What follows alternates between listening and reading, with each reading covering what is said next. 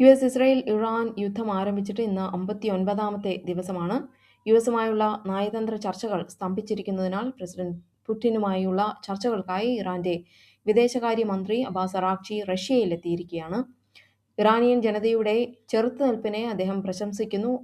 അതോടൊപ്പം അദ്ദേഹം പറയുന്നത് പ്രാദേശിക സമാധാനം കൈവരിക്കാൻ തന്നാൽ കഴിയുന്നത് ചെയ്യാനുള്ള സന്നദ്ധത പ്രസിഡന്റ് പുടിൻ പ്രകടിപ്പിച്ചിരിക്കുന്നു. ലബനനിൽ വെടിനിർത്തൽ ലംഘനങ്ങൾക്ക് ഇസ്രയേലും ഹിസ്ബുള്ളയും പരസ്പരം പഴിചാരുന്നു. തെക്കൻ ലബനനിൽ ഒഴിപ്പിക്കൽ ഉത്തരവുകൾ തുടരുകയാണ്. 4 ദിവസത്തെ സന്ദർശനത്തിനായി കിങ് ചാൾസും ക്വീൻ കാമിലയും വാഷിംഗ്ടൺ DC-യിൽ എത്തിച്ചേർന്നിരിക്കുന്നു.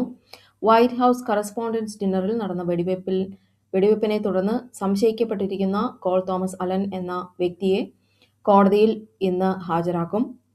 4 ദിവസത്തെ സന്ദർശനത്തിനായിട്ടാണ് കിങ്ങും ക്വീനും വാഷിംഗ്ടൺ DC-യിൽ എത്തിച്ചേർന്നിരിക്കുന്നത്. ശനിയാഴ്ച രാത്രി നടന്ന വെടിവെപ്പിനെ തുടർന്ന് കർശന സുരക്ഷാ പ്രോട്ടോക്കോളുകൾക്ക് കീഴിലായിരിക്കും ഇവരുടെ യാത്ര പുരോഗമിക്കുന്നത്.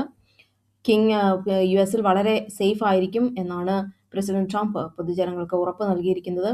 പരിപാടികളിൽ വലിയ മാറ്റങ്ങളൊന്നുമില്ലെങ്കിലും അപകട സാധ്യത കുറയ്ക്കുന്നതിന് പ്രത്യേക ക്രമീകരണങ്ങൾ വരുത്തിയിട്ടുണ്ടെന്നാണ് ബക്കിംഗ്ഹാം പാലസ് സ്ഥിരീകരിക്കുന്നത്.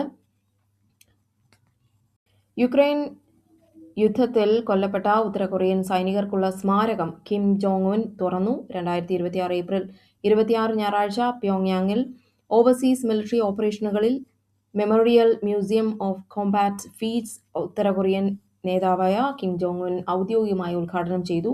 റഷ്യൻ സേനയ്ക്കൊപ്പം പോരാടുന്നതിനിടെ പ്രത്യേകിച്ച് റഷ്യയുടെ കേഴ്സ്ക് മേഖലയുടെ പ്രതിരോധത്തിലും തിരിച്ചുപിടിക്കലിലും കൊല്ലപ്പെട്ട ഉത്തര കൊറിയൻ സൈനികരെ അനുസ്മരിക്കുന്ന ചടങ്ങായിരുന്നു അത്.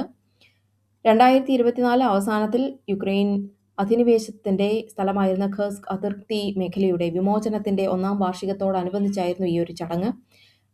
റഷ്യയുടെ പ്രതിരോധ മന്ത്രി ആൻഡ്രി ബെലോസോവ്, സ്റ്റേറ്റ് ഡൂമ സ്പീക്കർ വ്യാസിസ്ലാവ് വൊളോഡിൻ എന്നിവരുൾപ്പെടെയുള്ള ഉന്നത റഷ്യൻ ഉദ്യോഗസ്ഥരും കിമ്മിനൊപ്പം ചേർന്നിരുന്നു. യുക്രൈൻ സംഘർഷത്തിൽ തങ്ങളുടെ സൈനിക ഇടപെടലും മരണങ്ങളും സംബന്ധിച്ച് ഉത്തര കൊറിയയുടെ ആദ്യത്തെ വ്യക്തമായ പരസ്യമായ സമ്മതം ഈ പരിപാടിയിൽ അടയാളപ്പെടുത്തിയിരിക്കുന്നു.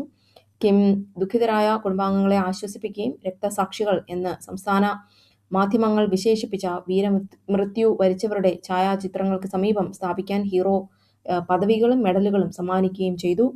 സന്ദർശന വേളയിൽ റഷ്യയും ഉത്തര കൊറിയയും 2027 മുതൽ 2031 വരെയുള്ള ദീർഘകാല സൈനിക സഹകരണ പദ്ധതിയെക്കുറിച്ച് ചർച്ച ചെയ്തു. സിറിയയിൽ ആസാദിന്റെ കാലഘട്ടത്തിൽ കുറ്റകൃത്യങ്ങൾക്ക് കുറ്റാരോപിതനായിരുന്ന ഒരു ഉദ്യോഗസ്ഥന്റെ ആദ്യ പൊതുവിചാരണ സിറിയയിൽ ആരംഭിച്ചിരിക്കുന്നു.